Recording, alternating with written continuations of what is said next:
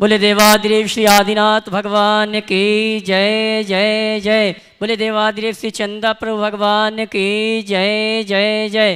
बोले देवादिदेव श्री चिंतामणि पार्श्वनाथ भगवान की जय जय जय। बोले संत शिरोमणि गुरुवर आचार्य श्री विद्यासागर जी महाराज की।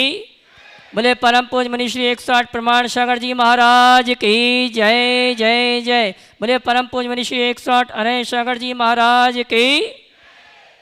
तीर्थराज संबी शिखर की तलहटी में स्थित आत्म विकास का दिव्य सदन बोलता हुआ देखेंगे समोसरण जैन सिद्धांतों की वैज्ञानिक प्रयोगशाला। ऐसे गुणायतन से हम और आप परम पूज मुनिवर का बहुचर्चित विश्वविख्यात शंका समाधान का कार्यक्रम प्रारंभ करें। उसके पूर्व पारस चैनल और प्रमाणिक ऐप के माध्यम से जो इस कार्यक्रम को देख और सुन रहे हैं और यहाँ पर उपस्थित भारतवर्ष के समस्त श्रावक श्राविकाओं की ओर से परम पूज मुनिवर के श्री चरणों में त्रिवार नमन करेंगे, आशीर्वाद प्राप्त करेंगे और शंका समाधान के कार्यक्रम के लिए निवेदन करेंगे। दोनों हाथ जोड़ लेंगे, अपने हाथों को ऊपर कर लें। बोलेंगे हे मुनिवर नमोस्तु, हे गुरुवर नमोस्तु, हे मुनिवर नमोस्तु। आइए हम और आप शंका समाधान के कार्यक्रम को प्रारंभ करें। उसके पूर्व जिन्होंने गुणायतन का अवलोकन किया और यहाँ की व्यवस्थाओं से संतुष्ट होकर गुणायतन से जुड़ने का सौभाग्य प्राप्त किया है, उनके नामों की घोषणा कर रहा हूँ। सर्वप्रथम निर्वाण मित्र के रूप में एम नित्या चंद्रिका जैन, डॉक्टर एम निखला चंद्र मणि उन्नत निरंतर बेंगलोर। निर्माण निधि के रूप में श्रीमान प्रेम कुमार जैन दिल्ली, श्रीमती अलका सचिन जैन शुभ जैन इंदौर। जोरदार ताली बजाकर इनका सम्मान करें। इसी क्रम में स्वर्ण और रजत दान जिन परिवारों ने दिया है, हनुमानगंज कटनी से श्री राजा सरावगी मातेश्वरी द्रौपदी बाई सरावगी, कटनी निवारी जबलपुर से श्री अमीर चंद जी सुनीता अभिनव, इन्होंने अपनी ओर से रजत दान प्रदान किया है। ताली बजाकर इनका सम्मान करें। श्रीमती विमला पुत्री सीमा जैन पदम जैन आसाम वंगाई गांव से दिलीप मंजू छावड़ा, इन्होंने स्वर्ण दान दिया है। जोरदार ताली बजाकर इनका सम्मान करें। और मैं आमंत्रित करूंगा जिन्होंने गुणायतन में स्तंभ के रूप में जुड़ने का सौभाग्य प्राप्त किया है, श्रीमान प्रकाश चंद जी सरोज जैन दिल्ली, अगर उपस्थित हैं तो वे आएंगे। परम पूज मुनिवर के श्री चरणों में नमन करते हुए गुरु वंदना का सौभाग्य प्राप्त करेंगे। और उनके सम्मान के लिए मैं आमंत्रित करूंगा गुणायतन के CFO श्रीमान सुनील जैन और सुनील जी देहरादून और कोषाध्यक्ष श्रीमान NL जैन साहब जयपुर, ये आएंगे हमारे सम्माननीय प्रकाश चंद जी सरोज जैन दिल्ली, उनका सम्मान का कार्यक्रम संपन्न करेंगे। जोरदार ताली बजाकर उनका सम्मान करें। और आइए हम और आप शंका समाधान का कार्यक्रम प्रारंभ करें। उसके पूर्व पहली शंका जो लेके आए हैं, मैं चाहूँगा सबसे पहले हमारे गुणायतन के परिवार के सदस्य उनका सम्मान का कार्यक्रम संपन्न करेंगे। उसके पश्चात प्रथम प्रश्न उनके माध्यम से हम और आप प्रारंभ करेंगे। शिरोमणि संरक्षक शौगानी परिवार जयपुर जापान, श्रीमान शांति ममता शौगानी परिवार, मैं चाहूँगा मंच पे आके परम पूज मुनिवर के श्री चरणों में नमन करते हुए गुरु वंदना का सौभाग्य प्राप्त करें। और उनके सम्मान के लिए मैं आमंत्रित करूंगा श्रीमान सुनील जी CFO गुणायतन और वहीं शकुन दीदी, ये दोनों आएंगे। और साथ में NL जैन साहब को भी आमंत्रित करूंगा, आ जाएं, सभी लोग आ जावें एक साथ। ममता जी के साथ जितने लोग आए एक साथ यहाँ पर आ जावें। वहीं शकुन दीदी यहाँ पर आ जावें। श्री ममता जी सौगानी, उनका सम्मान का कार्यक्रम संपन्न करेंगे, जो कि गुणायतन से शिरोमणि संरक्षक के रूप में जुड़ने का सौभाग्य प्राप्त किया है। और मैं चाहूँगा जब इनका सम्मान हो तो आप अनुमोदना में तालियां।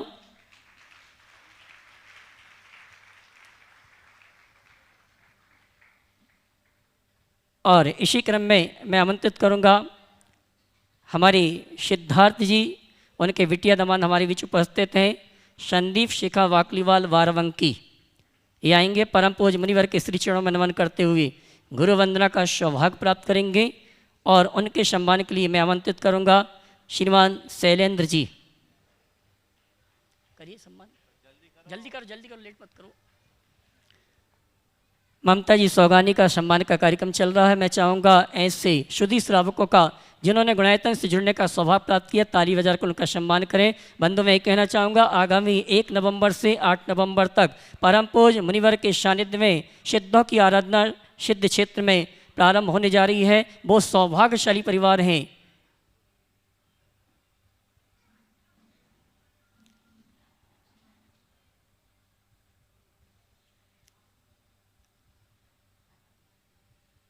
और आइए प्रथम प्रश्न के लिए श्रीमती ममता शोगानी, शिरोमणि संरक्षक, जयपुर, जापान। उसके बाद तैयार रहेंगे द्वितीय प्रश्न के लिए संदीप शिखा वाकलीवाल, वारावंकी। ममता जी माइक लीजिए।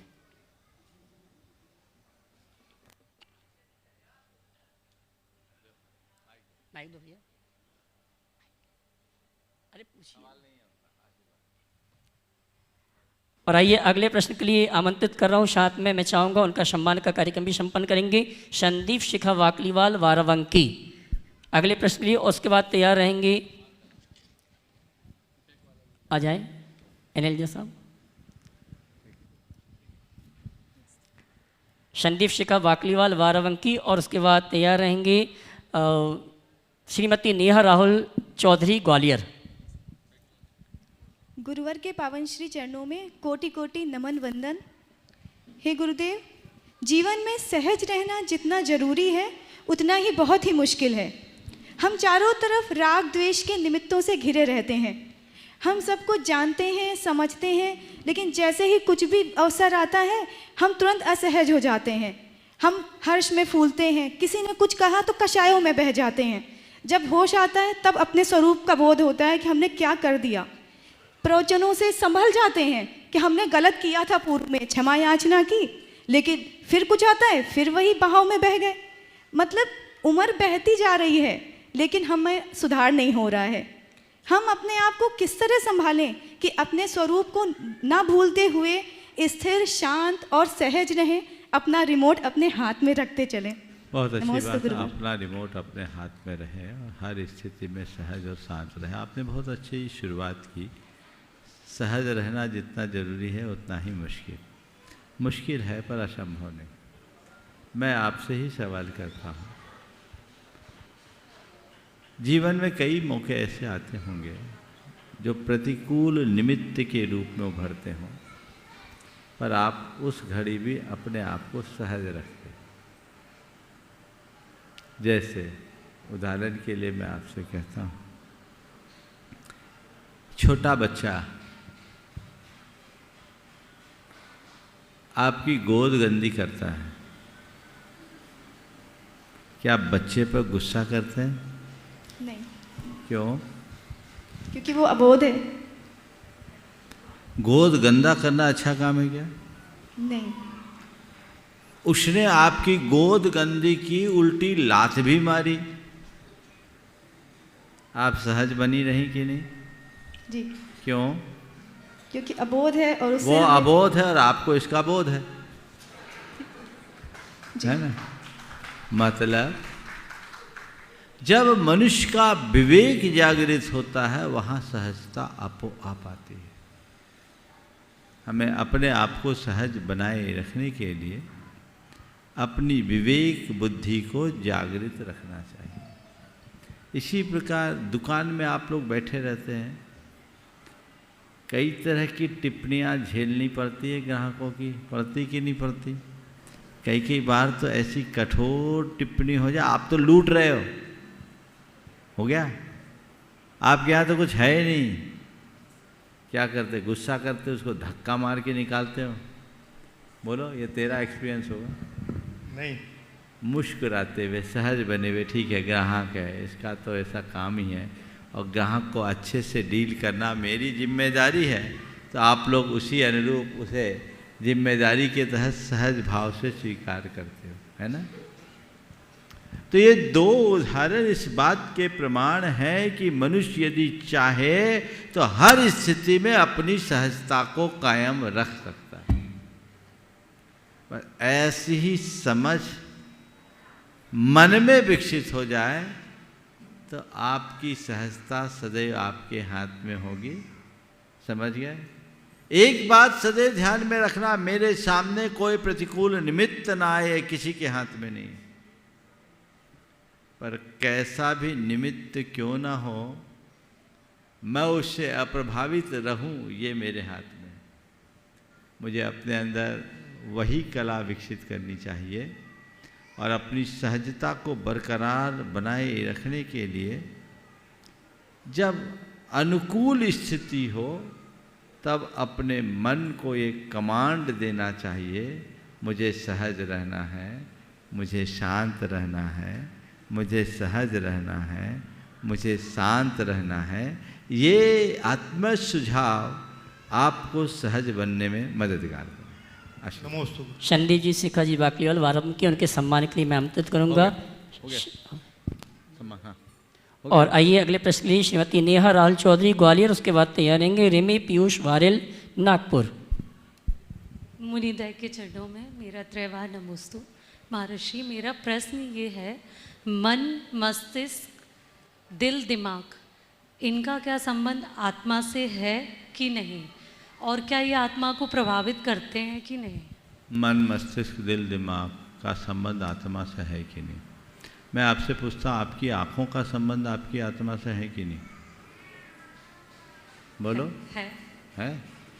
आँखों को कंट्रोल कौन करता है? मन, मस्तिष्क, दिमाग, आत्मा।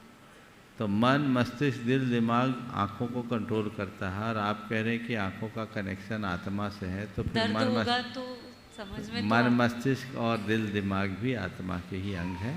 जैसे हम आँखों से चीज़ों को देखते हैं, वैसे मन, मस्तिष्क, दिल, दिमाग भी चीज़ों को जानने में सहायक बनते हैं, जो आत्मा के बाहरी साधन। नमस्ते। रिमी पीयूष वारेल नागपुर, उसके बाद तैयार रहेंगी श्रीमती सुमन जी संपादिका विद्याशोध पत्रिका दिल्ली। दोनों मुनिराजों के चरणों में त्रिवार नमोस्तु नमोस्तु नमोस्तु। शंकाएं छोटी बड़ी जैसी भी हो सबकी, पल में समाधान मिले ये आगम की वाणी। गुरु ने जो नाम दिया आपने वो सिद्ध किया, हीरे को परख लिया गुरुवर विद्या सागर। फिर ऐसा तराश दिया बन गए प्रमाण सागर। नमस्ते महर्षि जी, मेरा प्रश्न ये है, हर वो जीव जो जैन कुल में उत्पन्न हुआ है उसे ये पता होता है कि अनंत भवों का पुण्य संचय किया है जो जैन कुल मिल गया है, तो हम व्यर्थ के चिंतन में, व्यर्थ की बातों में, जब भी पाप की प्रवृत्ति में हमारा मन लगे तो हम इंस्टेंट अपने मन को कैसे समझाएं कि हमें पाप और नहीं करना है, पुण्य संचय ही करना है आगे। एक बात पूछता हूँ, यदि आपको कोई अपराध करने के लिए प्रेरित करे तो आप क्या अपराध करने के लिए तैयार हो जाओगे? नहीं महाराज। क्यों? महाराज जी, पता है कि वो पाप की प्रवृत्ति है। पाप है तो क्या? अपराध से इसलिए आप नहीं बचते कि वो पाप है, अपराध से आप इसलिए बचते हो कि आप अपने आप को एक सभ्य इंसान समझते हो, और मैं एक सभ्य मनुष्य हूँ, और एक सभ्य मनुष्य के द्वारा किसी भी प्रकार का अपराध करना कतई उचित नहीं है। इस भाव से आप अपने आप को अपराध से दूर रखते हो। इसी प्रकार अपने आप को पापों से बचाना है तो आप अपने स्वरूप का स्मरण करो कि मैं जिस भूमिका में जी रहा हूँ ये उचित नहीं है, बहुत कठिनाई से यहाँ तक पहुँचा हूँ, थोड़ा भी कुछ गड़बड़ होगा तो सीधे धड़ाम से नीचे आना पड़ेगा, वो मुझे नहीं करना है, यही आपको बचाए। श्रीमती सुमन जी संपादिका विद्याशोध पत्रिका दिल्ली, उसके बाद तैयार रहेंगे सचिन अलका सुवजैन इंदौर।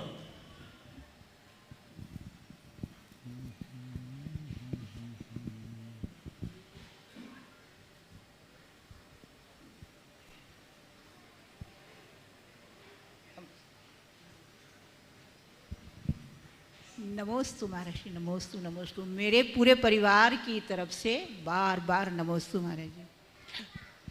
महाराज जी, मेरा प्रश्न है कि कोरोना काल में जो सेकेंड वेव आई थी उस टाइम लोगों को जो कोरोना हुआ था तो इतने विक्षिप्त हो गए थे लोग, अपने आप में असहाय हो गए थे और मनोबल भी उनका गिर गया था।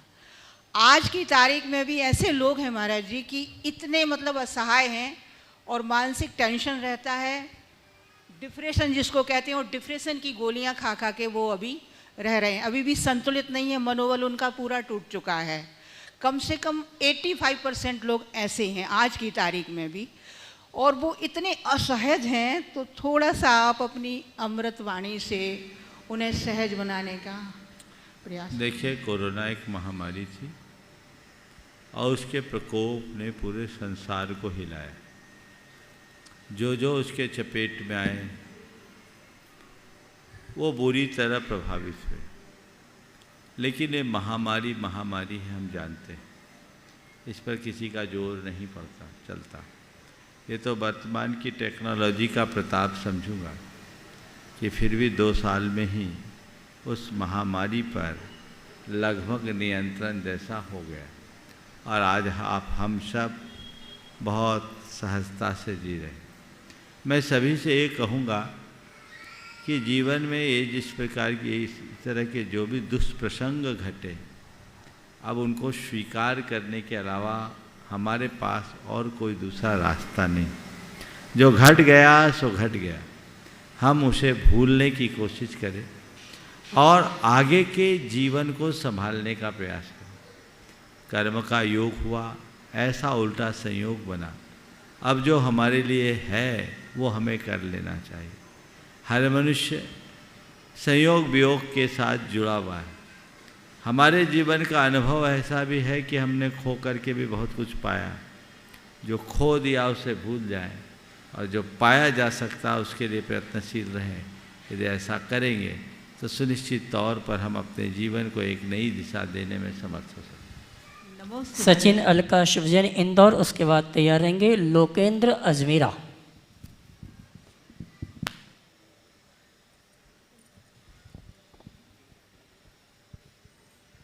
मंच में विराजमान दोनों मुनिश्री को मेरा 3 बार नमोस्तु नमोस्तु नमोस्तु।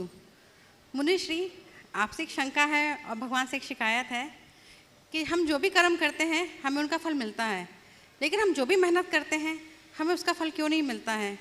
ज़िंदगी हो जाती है अपने एम्बिशंस के लिए मेहनत करते करते, लेकिन आखिर धैर्य कब तक। मैं आपसे एक सवाल करता हूँ। आम के पेड़ को देखा है? जी उसमें मोर आती है, मोर लगे पेड़ को देखा है? जी। कभी ऐसे पेड़ को देखा कि जितनी मोर आई उतना फल लगा? बिना मिल ही नहीं सकता। हाँ, बिना मोर नहीं मिल सकता। आम में जितना मोर आता है उतना फल नहीं लगता। हाँ, कम आता है उससे। समझ गया? जी। ऐसे ही कितना भी समर्थ मनुष्य क्यों ना हो, वो जितना परिश्रम करता है उसे उतना फल नहीं मिलता। ये प्रकृति का सिद्धांत है। ये सच है कि परिश्रम किए बिना फल नहीं मिलता, लेकिन ये भी सच है कि केवल परिश्रम ही नहीं फलता। परिश्रम के साथ अन्य भी अनेक संयोग होते हैं। हमें ये नहीं देखना चाहिए कि हमने जितना परिश्रम किया उतना फल नहीं मिला। हमें ये देखना चाहिए कि हम इस लायक हैं कि परिश्रम कर सकते हैं और फल पा रहे हैं। लोक में तो ऐसे भी बहुत से लोग हैं जिनके अंदर परिश्रम करने तक की योग्यता नहीं है। आप अपने आप को इस अर्थ में भाग्यशाली मानो कि कम से कम मैं परिश्रम तो कर पा रही हूँ, और परिश्रम करने के बाद कुछ ही सही कुछ तो मिल रहा है। और श्रम करूं, मेरे हाथ में केवल परिश्रम है, वो मैं कर सकता हूं। परिणाम संयोगों पर निर्भर करते हैं, वो संयोग बताएंगे। तो मैं परिश्रम करूं और संयोग परिणाम दे, जीवन का चक्र इसके अनुरूप चलेगा। हम अपने जीवन को उसी के आधार पर बेहतर बना सकेंगे और आगे बढ़ सकेंगे। इसलिए परिश्रम को लेकर कभी घबराइए मत। एक बात मैंने की कि परिश्रम के बिना कुछ नहीं मिलता, पर केवल परिश्रम से ही सब कुछ नहीं मिलता।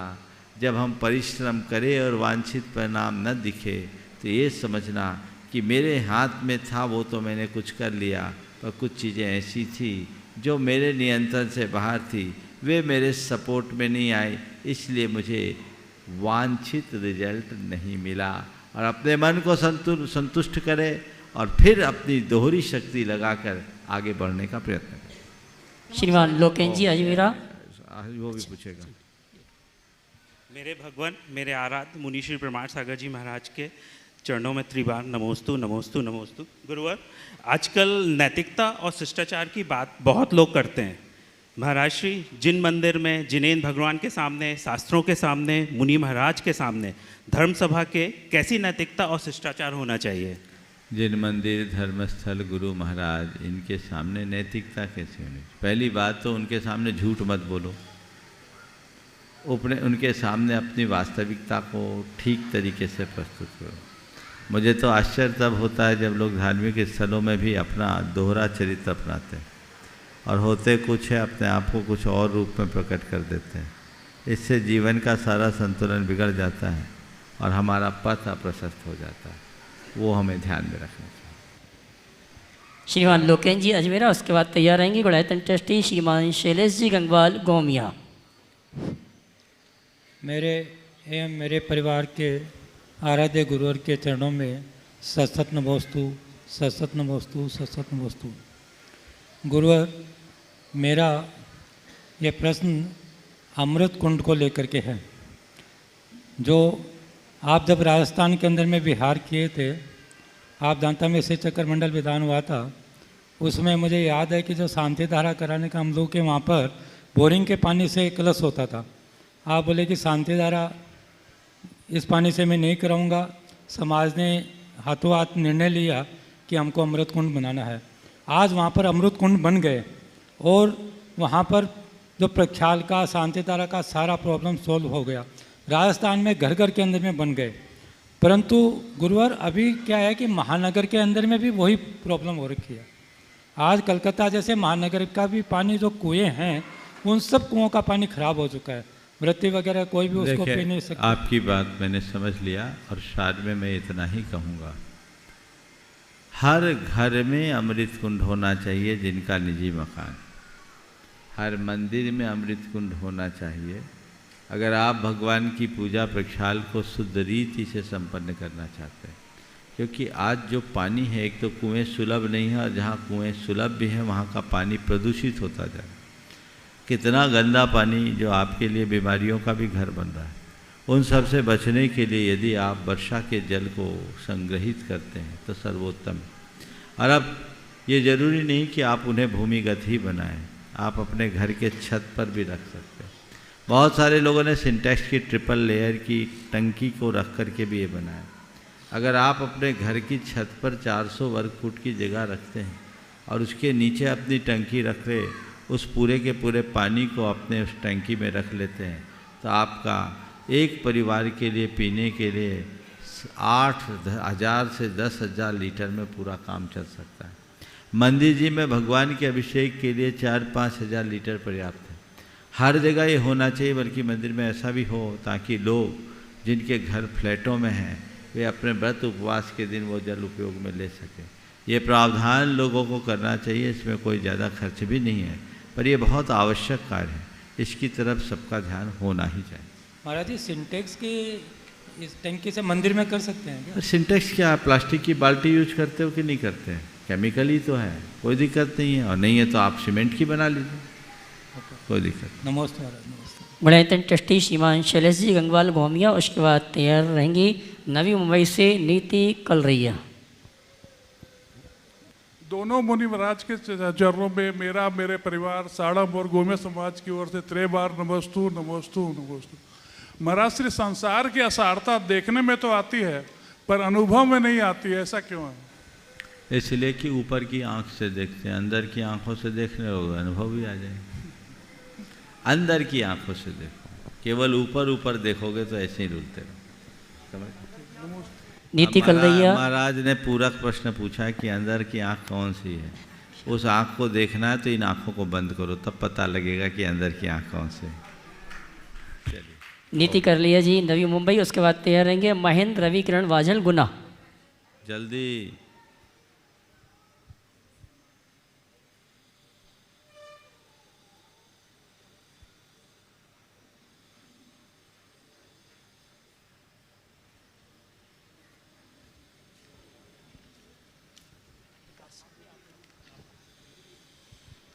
मेरे अनंत उपकारी गुरुवर द्वय महाराज के चरणों में कोटिशः नमन।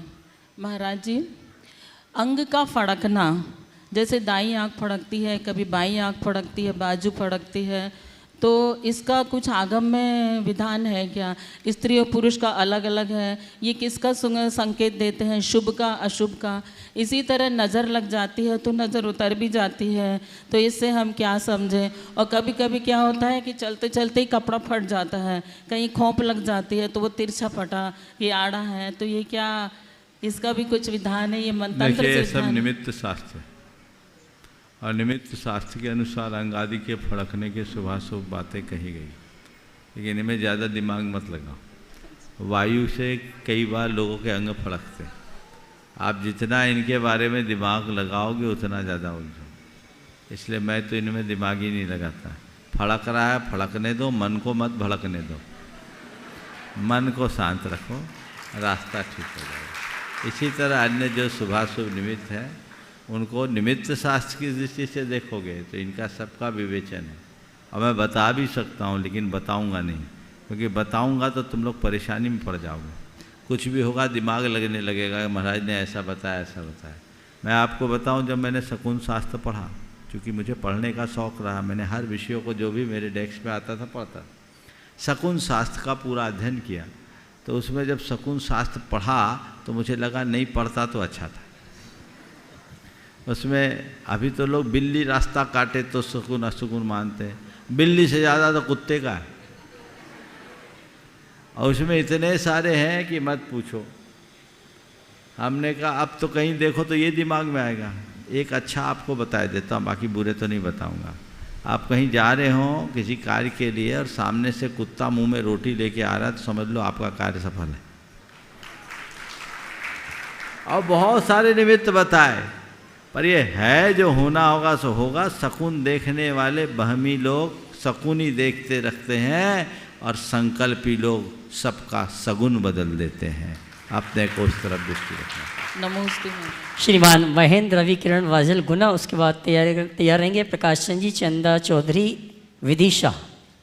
नमोस्तु गुरुवर, मेरे परिवार का और गुना जैन समाज की ओर से आपको तरवार नमोस्तु, दोनों मुनिराजों को नमोस्तु नमोस्तु नमोस्तु।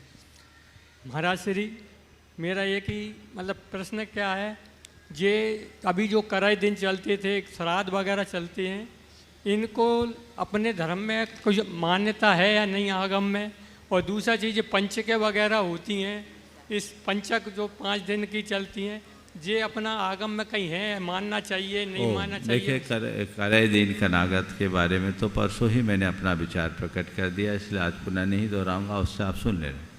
और जहाँ तक पंचकों का सवाल है, पंचक ज्योतिषी गणना है, अच्छे कार्य में पंचक नहीं देखे जाते। पंचक का मतलब है 5 गुना फल, तो पंचक में अच्छे कार्य करोगे तो 5 गुना फल मिले।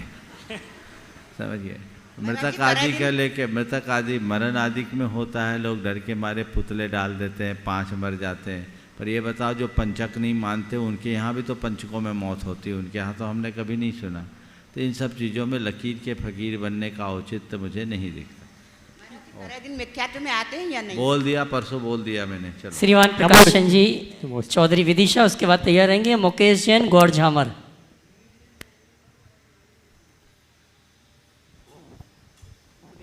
दोनों महाराज जी को नमोस्तु नमोस्तु नमोस्तु, चौधरी परिवार विदिशा की तरफ से। मेरा प्रश्न ये है महाराज जी, स्त्री पर्याय में किस बात से विशेष ध्यान देना चाहिए जिससे कि अगले भव में स्त्री पर्याय प्रशस्त कर सकें? कई समय अनुकूल भी आते हैं, प्रतिकूल आते हैं। अरे स्त्री पर्याय की पर्याय दृष्टि क्यों रखती? संसार से मोक्ष जाने की बात करो ना, पर्याय छेदने की बात क्यों करते? संसार छेदने की बात करो। ऐसा थोड़ी है कि जो आज स्त्री वो अनादि से स्त्री है और जो पुरुष है वो अनादि से पुरुष बने। जितने ये पुरुष अनंतों बार स्त्री बन चुके, आप स्त्रियाँ हैं, पुरुष और नपुंसक भी बन गए, तो चक्र है चलता रहेगा। मोक्ष मार्ग में लगो ताकि पर्याय ही छिद जाए, स्त्री और पुरुष पर्याय की बात तो अधूरी। श्रीमान मुकेश जैन, गौर झामर, उसके बाद तैयार रहेंगे अभय कुमार वरावंडा।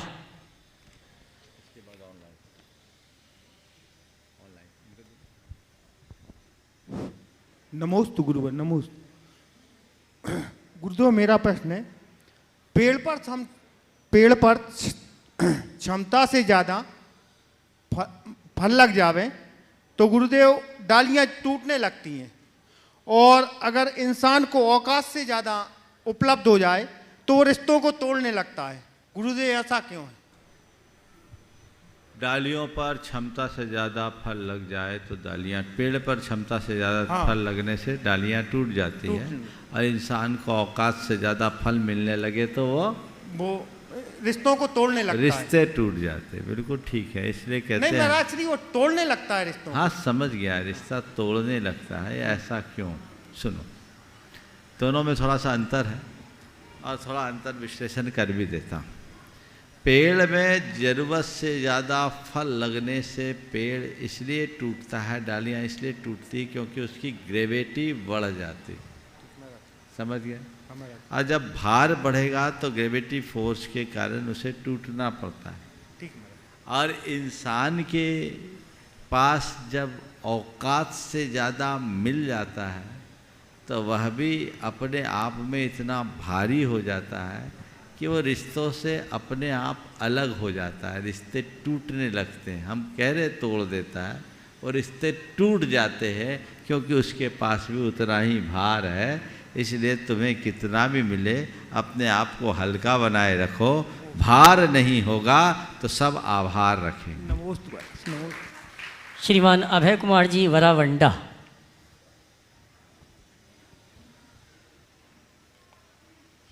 ओम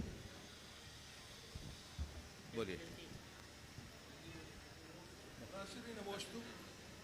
हे गुरुवर, हम महरिया अभयजन बराबंडा से भगवान मार्च 2020 में निर्माण निधि से जुड़े थे। शंका समाधान प्रतिदिन सुनना हमारा ये हमेशा का नियम है। भगवान ऐसा क्यों हो रहा है कि हमारे भाव तो बन रहे कि हम और आगे बढ़े, लेकिन वहीं रुक के रह गए। शंका आगे समाधान बढ़ने से रुकने के लिए भाव तो बढ़ रहे हैं, आगे नहीं बढ़ पा रहे हैं। इसकी वजह बता दूं? भाव तो बन रहे हैं, संकल्प नहीं जग रहा है। अपने भावों को जब संकल्प में बदला जाता है तभी सिद्धियां मिलती। समझ गए? किसी भी अर्थ में जो तुम्हारे अंदर भाव आए तत्क्षण संकल्पित हो जाओ। अच्छा भाव आए, बुरे भाव में नहीं। ठान लो ये मुझे करना है, करना नहीं है, करके ही रहना है। यदि ऐसा ठान लोगे सुनिश्चित तौर पर जीवन में बड़ी उपलब्धियां। निर्माण निधि से तो ऐसे ही जुड़े थे। बिल्कुल, हम वही भाव की बात नहीं कर रहे हैं, हम तुम्हारे दान की भाव नहीं बोल रहे हैं, हम हर भाव की बात कर रहे हैं। आगे बढ़ने के लिए संकल्प लो, संकल्प से सिद्धि होती है। आशीर्वाद। और आइए चलते हैं ऑनलाइन प्रश्नों के समाधान के लिए। मैं आमंत्रित करूंगा ब्रह्मचारी विमल जी को। नमोस्तु गुरुदेव।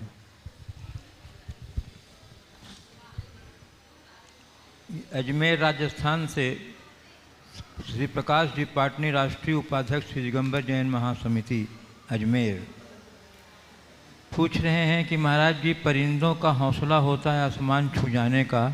फिर से, परिंदों का हौसला होता है आसमान छू जाने का, और इंसान की नस्ल गिरने और गिराने में लगी हुई है, ऐसा क्यों है महाराज जी? इंसान सर्वश्रेष्ठ प्राणी होते हुए भी ऐसा क्यों करता है? क्या यह उसका गुण है? कृपया समाधान करें। बहुत अच्छा वाक्य है। परिंदों का हौसला होता है आसमान तक जाने का, और इंसान का स्वभाव बन गया है गिरने और गिराने का।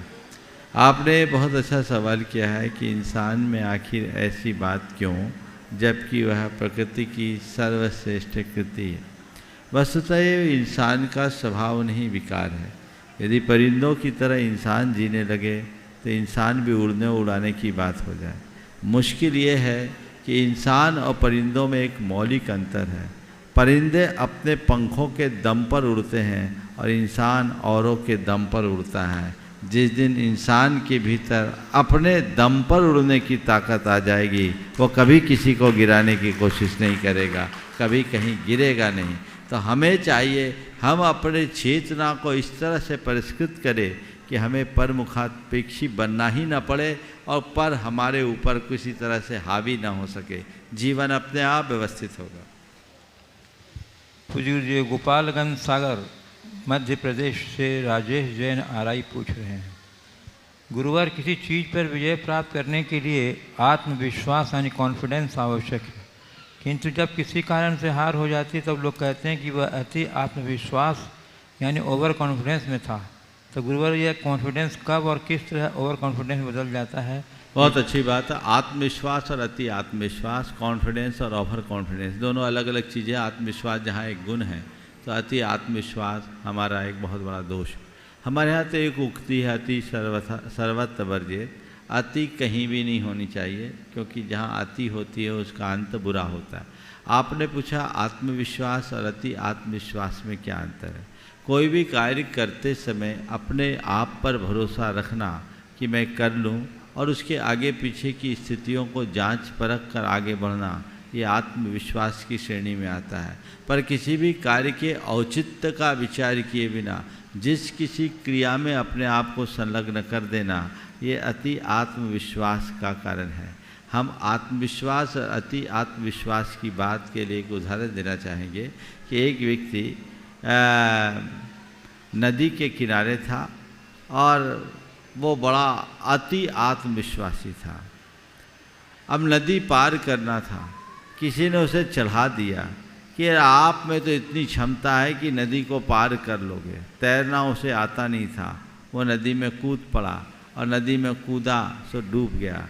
दूसरा व्यक्ति था जिसके सामने भी यही समस्या थी, नदी पार करना जरूरी था पर वहाँ और कोई व्यवस्था नहीं थी, तो उसने कहा ठीक है मुझे नदी तो पार करना है, मैं तैरना नहीं जानता तो क्या बात हुआ, फिर भी मैं नदी को पार कर लूँगा, मैं कहीं से कोई ट्यूब की व्यवस्था करता हूँ और ट्यूब के सहारे पार कर लूँगा। आत्मविश्वासी सहायक साधनों को अपनाता है और अति आत्मविश्वासी जहाँ के तहाँ उलझ जाता है, जीवन का क्रम वहीं का वहीं रह जाता है। ओम। और उनके सम्मान के लिए मैं आमंत्रित करूंगा हमारे गुणायतन के मुख्य प्रशासक श्रीमान शैलेंद्र जी और सिद्धार्थ जी को। वे आएंगे हमारे संस्थापक सदस्य स्वर्गीय शलेक्षण जी, श्रीमती भरपन देवी परिवार के पुत्र पुत्रवधियों का सम्मान।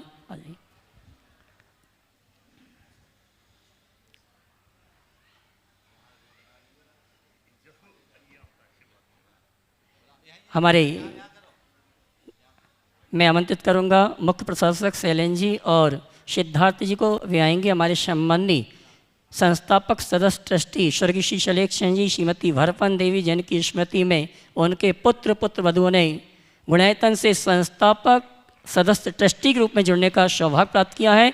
जोरदार ताली बजाकर इनका सम्मान करें।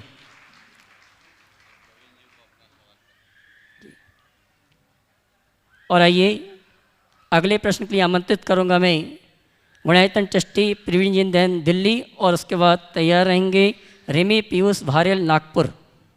प्रश्न भी करना, यहीं खड़े जाओ, सब लोग एक खड़े जाओ, माइक पहुंचाओ। नमोस्तु महाराज साहब, नमोस्तु। प्रांगण में सभी जैन माताएं बहनें, प्रश्न तो महाराज साहब के चरणों में आके वैसे ख़त्म हो जाती हैं, प्रश्न कोई भी शंका ख़त्म हो जाती है। एक छोटी सी बात जो मन में कई बार विचार में आती है कि समय एक जैसा सा नहीं रहता, समय अदलता बदलता रहता है। तो हम जब अच्छा समय हो महाराज साहब उसका सदुपयोग किस तरीके से करें कि जब किसी वक्त पे हमारी परीक्षा देने का समय आए तो उसका पुण्य हमें मिल सके, अभिमान ना आए। जब हम अच्छे समय की तरफ से गुजर रहे हैं, जब हम परिवार में खुशियां हैं, तो वो समय का हम ज़्यादा से ज़्यादा उसका सदुपयोग ज़्यादा से ज़्यादा कैसे कर सकें। बहुत आपसे अच्छा निवेदन सवाल किया है प्रवीण जी ने। इससे पहले कि मैं इनके सवाल का उत्तर दूं, इनके माध्यम से दो संदेश मैं पूरी समाज को अवश्य देना चाहता हूं। ये प्रवीण जी दिल्ली से आए हैं, इनके भाई प्रदीप जी पिछली बार मेरे पास यहाँ आए थे, पिछले प्रवास में 2014 में। एक समाज के लिए अच्छा उदाहरण है। होटल कंट्री इनके नाम से इनकी होटल है दिल्ली में, जो 5 सितारा होटल है और पूरी तरह शाकाहारी है। और इसके लिए इन्हें काफ़ी जद्दोजहद करनी पड़ी, पर ये साबित कर दिया कि अगर हम दृढ़ रहें तो सारे मानकों पर खरे उतरते हुए हम अंतर्राष्ट्रीय मान्यता के साथ भी 5 सितारा होटल चला सकते हैं। इन्होंने बोला मुझसे चर्चा में, मैं चाहूँगा ये खुद भी बोले कि लोग सोचते थे कि फूड इंडस्ट्री प्रभावित होगी। अभी प्रवीण जी खुद उसके बारे में बताएंगे। कहते वो भी कहीं से प्रभावित नहीं, 95% ऑक्यूपेंसी तो इनकी है ही। फूड इंडस्ट्री में भी बहुत अच्छा ग्रोथ है, जो ये अपने आप अपने मुख से कहेंगे। दूसरी बात, इनकी पेपर इंडस्ट्री है और ये रिसाइकलिंग का काम करते हैं। पुराने कागज़ों से अच्छा कागज़ बनाने का। और जब मैंने पिछली बार इनसे कहा था तो जिनवानी का रिसाइकलिंग की बात इन्होंने इस मंच से कही थी। बहुत सारे लोगों ने इन तक अपनी जिनवानी प्रेषित की और उनकी रिसाइकलिंग हुई। एक अच्छी सेवा का कार्य इनके द्वारा संपन्न हुआ। लोगों के सामने समस्या रहती है कि ऐसी जिनवानियों का हम क्या करें जो जीर्ण शीर्ण है। आज प्रवीण जी यहाँ हैं। मैं चाहूँगा दोनों बातों पर संक्षेप में पहले प्रकाश डाल दें और अपना फ़ोन नंबर भी सार्वजनिक, अपना नहीं देना, नहीं तो परेशान हो जाओगे। एक कोई नंबर आप दे देना ताकि यहाँ के माध्यम से चला दें और वह सार्वजनिक हो, जिससे लोग आपके संबंधित व्यक्ति से संपर्क करके जिनवानी को सुव्यवस्थित करने में लाभ ले सके और ये एक अच्छा पुण्य लाभ आपको मिलेगा जिनवानी के संरक्षण का। जहाँ तक आपका सवाल है कि अच्छे समय का हम और अच्छा उपयोग कैसे करें कि हम अभिमान से भी बच सके और बुरे दिनों में भी अपने आप को मजबूत बना सके। देखिए, ये बात सच है कि कितना भी पुण्यवान मनुष्य क्यों ना हो, सबका दिन एक समान नहीं होता। हमने शास्त्रों में पढ़ा है कि चक्रवर्तियों का भी मान भंग हुआ। थोड़ी देर के लिए कल्पना कीजिए कि भरत चक्रवर्ती को उस घड़ी क्या अनुभूति हुई होगी, कितनी वेदना हुई होगी जब वो अपने भ्राता से हार गए, है ना। तो ये इस बात का प्रमाण है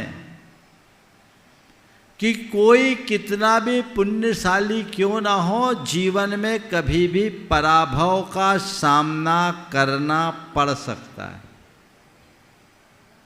इसलिए इस सत्य को स्वीकार करते हुए कितना भी प्रबल पुण्य क्यों ना हो, उसे हर पल क्षण भंगुर मानो। ये नाशवान है, आज है कल रहे न रहे, ये इसका कोई ठिकाना नहीं। और ये सब संयोग है, मेरी आत्मा का स्वभाव नहीं। मेरा तो एक परमाणु भी नहीं है, मेरा केवल मैं हूँ। बाकी सब संयोग से मेरे पास है, मेरे नहीं है। और सब क्षणिक है। इसी तरह पाप हो, उसके निमित्त से चाहे कितना भी प्रतिकूल प्रसंग क्यों न उत्पन्न हो, ये भी सोचो, यही सोचो, ये भी क्षणभंगुर है। क्योंकि पाप भी आया है, चला जाएगा, टिकने वाला कोई नहीं। हम लोग ये पंक्तियां अक्सर दोहराते हैं, पुण्य पाप फल माहि हरख बिलखो मत भाई, यह पुद्गल पर जाय उपज विन से थिर नाय। पुण्य और पाप के फल में हर्ष विषाद मत करो, ये क्षणिक भौतिक पर्याय है, पुद्गल की पर्याय है। उत्पन्न होकर के कब नष्ट हो जाए पता नहीं, ये स्थिर नहीं, सब नश्वर है। इसलिए इनका ना तो अभिमान करो और न ही इनके अभाव में दीनता का अनुभव करो। दैन्य और अभिमान दोनों से ऊपर उठ करके जीने का अभ्यास करो, जिससे हमारे जीवन का पथ प्रशस्त हो सके। और एक बात और, जीवन में अचानक कोई बुरा दिन आ जाए और हम उसका अच्छे से सामना कर सके, विचलित ना हो, उसमें अविचलित बने रहें, उसके लिए एक रास्ता है। अच्छे दिन में कष्ट सहने का अभ्यास बनाओ। अच्छे दिनों में कष्टों को सहने का अभ्यास बनाओ। मेरे संपर्क में एक व्यक्ति हैं, बड़े उद्यमी हैं, जिनके पास आरडी और जगुआर जैसी कारें हैं, मर्सिडीज हैं, लेकिन वो व्यक्ति अपने बेटे को पैदल बस तक छोड़ने जाता था, सामान नॉन एसी बस से बच्चे को स्कूल भेजता और नॉन एसी स्कूल में बच्चे को पढ़ाता। तो जब पूछा गया तो उसने जो बात कही वो हर व्यक्ति को ध्यान देने योग्य है। उसने कहा, मेरे पिताजी के पास पैसे नहीं थे, उन्होंने मेरा बड़ी गरीबी में पालन पोषण किया, और मैं जब स्कूल पढ़ने जाता था घर से बोरी लेके जाता था, बोरी पे बैठ के पढ़ा। मेरे पिता के पास पैसे नहीं थे, आज मेरे पास पैसे हैं, पर कल कोई जरूरी नहीं कि कल मेरे बेटों के पास भी पैसे हों। पिता के पास पैसे नहीं थे, आज मेरे पास पैसे हैं, मेरे पास पैसे हैं तो जरूरी नहीं कल मेरे बेटे के पास भी पैसे हो। और कहीं कल कोई ऐसी स्थिति आ जाए कि बेटे के सामने अभाव और अल्पता का संकट खड़ा हो तो उसे परेशानी ना हो, कष्टों को सह सके। इसलिए मैं उसे कष्ट सहने के लिए, मजबूत बनाने के लिए जानबूझकर ऐसा करता हूँ। समझ गए? तो हमेशा एक विचारक की बात मुझे किसी ने कही थी, आपके सवाल के उत्तर में मुझे ये बहुत प्रासंगिक दिखती है। Hard time makes strong man, hard time makes strong man, और light time makes weak man. समझ गए? अगर आपका कठोर समय है तो वो आपको एक मजबूत इंसान बनाए, और यदि आपका थोड़ा सरल समय है, अच्छा समय है, तो वो आपको कमज़ोर बना देगी। तो हमें अच्छे समय में भी अपने आप को स्ट्रॉन्ग बनाए रखने के लिए कठिनाइयों को सहने का अभ्यास बनाना चाहिए। और जैन धर्म में तो त्याग तप की बड़ी प्रबल महिमा गाई गई है ना? तो त्याग तप क्या है? पुण्य के फलों को तो त्यागते हैं, भोजन सुलभ होने पर भी उपवास करना। क्यों? क्योंकि अपने आप को स्ट्रांग बनाने का ही रास्ता है। 100 गाड़ियां होने के बाद भी पैदल चलना। क्यों? अपने आप को स्ट्रांग बनाने का यही एक रास्ता है। तो हमें इस चीज को ठीक करना चाहिए। तो मैं कह रहा था, hard time makes strong time, strong time में light time makes weak man, और strong man makes light time, और weak man makes strong time. समझ गए? तो अगर आप अपना समय अच्छा बनाए रखना चाहते हो तो स्ट्रांग बनो।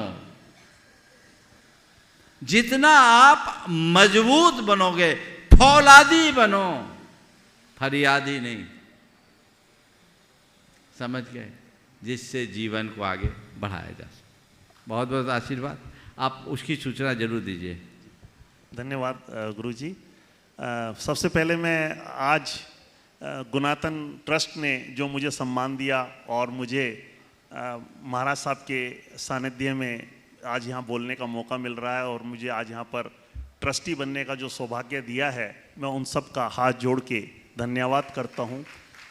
और आपको जो यहाँ के ट्रस्ट के लोग हैं उनको सबको विश्वास दिलाता हूँ कि ये हमारे परिवार के ऊपर, हमारे ऊपर हम जिम्मेदारी समझ करके आगे बढ़ेंगे। ये खाली ट्रस्टी सिर्फ नाम के कारण नहीं, और हमें उसको हर ढंग से तन मन धन से हम सहयोग करके हम आगे बढ़ेंगे, ऐसा मैं विश्वास दिलाता हूँ अपने यहाँ के जो अभी तक ट्रस्ट के लोग हैं। और आने वाला समय जो समेश शेखर जी जो पहाड़ के नाम से चर्चित है, या जो हमारे 2400 भगवान की और 20 भगवान की मोक्ष स्थली के नाम से जो हमारा जैन समाज, हमारा सीना गर्व से ऊंचा होता है, आने वाला समय पूरे संसार में एक और कड़ी जुड़ने वाली है, जो ये गुनायतन है। और गुनायतन ये जो मंदिर और जो सामने इस सड़क के सामने जो अभी अनुभव करके जो नई चीज़ देखी, मैंने सुनी, मन सच में गदगद हुआ। एक संसार में एक नई अनुभूति, नई चीज़, नई लो पैदा होने वाली है। और महाराज साहब का सानिध्य, महाराज साहब का गाइडेंस, मार्गदर्शन हम सबको मिले। मैं भी उस समुंदर में छोटी सी बूंद की तरह एक कार्य करने की कोशिश करूंगा और जुड़ूंगा। और मैं विश्वास दिलाता हूं, मैं यहीं नहीं, इतने तक ही नहीं, हमारा परिवार गुनायतन के साथ में तन मन धन से लगातार जुड़ेगा, लगातार जुड़ेगा। महाराज साहब ने आदेश दिया, इसलिए मैं बता रहा हूं कि इस चैनल से, यहाँ से जुड़ने वालों से और जो सुन रहे हैं वर्ल्ड में, कि होटल में एक भ्रांति थी, हमारे पापा को भी भ्रांति थी, हमारे को भी भ्रांति थी। और हमें अगर 100 लोगों से हम मिलते थे तो एक भी आदमी ये नहीं कह पाता था कि शाकाहारी वेजिटेरियन 5 स्टार होटल बन सकता है। एक भी आदमी, 100 में से एक आदमी भी नहीं मिल पाता था। और हमारे पापा को भी बहुत ज़्यादा बेचैनी थी जब हम इस बिजनेस में आने के, और 3 साल तक ये प्रोजेक्ट हमारा सोच करके रुका रहा, क्योंकि हमें हमारे पापा से हमें अनुमति नहीं मिल रही थी। उसके बाद आखिर में महाराज साहब, विद्यानंद जी महाराज साहब, जो हमारा परिवार उनसे बहुत जुड़ा हुआ था, उनसे आशीर्वाद लिया, उनसे बातचीत हुई, और उन्होंने हमें आशीर्वाद फलस्वरूप एक हमारे से कमिटमेंट भी लिया एक तरीके से, कि क्या ये वेजिटेरियन के नाम से ही रहेगा और वेजिटेरियन ही रखोगे, इससे आगे कभी आप विचलित तो नहीं होगे। हमारा फर्म कमिटमेंट था। मैं इस चैनल से माध्यम से 2 बात बताना चाहता हूँ। वर्ल्ड में हमारे बहुत सारे जैन्स हैं, बहुत सारा हमारे पास पैसे वाले और वो लोग हैं, लेकिन डर लगता है। लेकिन नंबर 1 सेंट्रल गवर्नमेंट में एक ये इमेजिनेशन था कि ये अप्रूवल नहीं मिलेगा, हमें भी था। लेकिन 2009 में काफ़ी जद्दोजहद के बाद ये वहाँ क्लियरिटी में आ गया, और हम जीता जाता उदाहरण है, हमारे पास प्रमाणित 5 स्टार होटल का सर्टिफिकेट 2009 में दिया गया। और इसके अंदर कहीं कोई किसी तरीके का आप अपने दिमाग से वो ना रखें। मैं हर वक्त अपने जैन समाज के लोगों के साथ में जुड़ने को तैयार हूँ। हमारा कंट्री एंड स्वीट, आप ताज्जुब करेंगे सुनकर के, ईरान और इराक जहाँ 100% नॉन वेजिटेरियन होटल हैं, वहाँ हमारा सबसे ज़्यादा चर्चित होटल है, सबसे ज़्यादा वहाँ की हमारी क्लाइंटेज है। जापान, रशिया, अमेरिका, यूरोप और ईरान इराक के अंदर तो हमारा एक नाम बोलता है उस जगह में, जो कि पूरा मुस्लिम कंट्रीज है। तो ये कहना कि नॉन वेज अगर नहीं होगा, कुछ लोगों के भ्रांति थी कि साहब अगर अंडा नहीं होएगा तो ब्रेकफास्ट में लोग कैसे आएंगे, ये आएंगे, ये सब भ्रांतियां हैं, 100% गलत है। महाराज साहब का आशीर्वाद हो, भगवान महावीर स्वामी का जियो 0-0 का संदेश हो, दृढ़ता हो, विश्वास करो, ये सब बातें भूल के, और इससे बढ़िया बिजनेस नहीं हो सकता। आज हमारे यहाँ, जबकि कोविड के बाद, अभी ये 2-2.5 साल कोविड में रहे, उसके बाद काफ़ी तकलीफें आने की संभावनाएं थी, ऐसा लग रहा था। होटल उन सबसे उबर आके आज हमारी पास इस साल, मतलब 1 अप्रैल से अभी तक की हमारी एवरेज ऑक्यूपेंसी 95% है। इसका मतलब है तकरीबन 6 महीने में 5 महीने हम 100% ऑक्यूपेंसी पर रहे होंगे, एक भी कमरा खाली नहीं गया होगा, और एवरेज 6 महीने के अंदर का, और 30 दिन ऐसे रहे होंगे जब हम 85% या 90% ऑक्यूपेंसी पर रहे होंगे। हमारे यहाँ जो रेस्टोरेंट हैं, दिल्ली के जो क्रूड नॉन वेजिटेरियन होटल हैं, उनसे कहीं ज़्यादा रेवेन्यू हमारे वेजिटेरियन रेस्टोरेंट्स का है। हमारा 1000 आदमियों का रेस्टोरेंट है, 3 रेस्टोरेंट मिला करके ऑल टुगेदर 1000 लोगों का बैठने की कैपेसिटी का है। हमारे यहाँ बैंक्वेट्स हैं, करीबन 5 बैंक्वेट्स हैं, 6 बैंक्वेट्स हैं, जिनमें दिनों रात मिला करके हम तकरीबन 10 शादियाँ रोज करते हैं। 10 शादियाँ पर डे बेसिस पे होती हैं। इसका मतलब है जब हमारे सीज़न के अंदर तो 5 मैरिज 6 मैरिज नॉर्मल सी बात है। बाकी टाइम में किसी में सगाई है, कहीं कोई बर्थडे है, कहीं कुछ फंक्शंस हैं, कहीं कुछ चीज़ें हैं। मतलब मेरा ये कहने का मतलब, मैं इस चैनल के माध्यम से कि अपने जैन समाज को मैं जागरूक कर सकूं, बता सकूं, कह सकूं कि हमारे पास जैन समाज के पास बहुत कुछ है और इसके अंदर हम लोग आगे बढ़ सकते हैं। धन्यवाद। बहुत बहुत, देखिए एक बहुत अच्छा उदाहरण है, औरों को भी इससे प्रेरणा लेनी चाहिए। बहुत बहुत आशीर्वाद।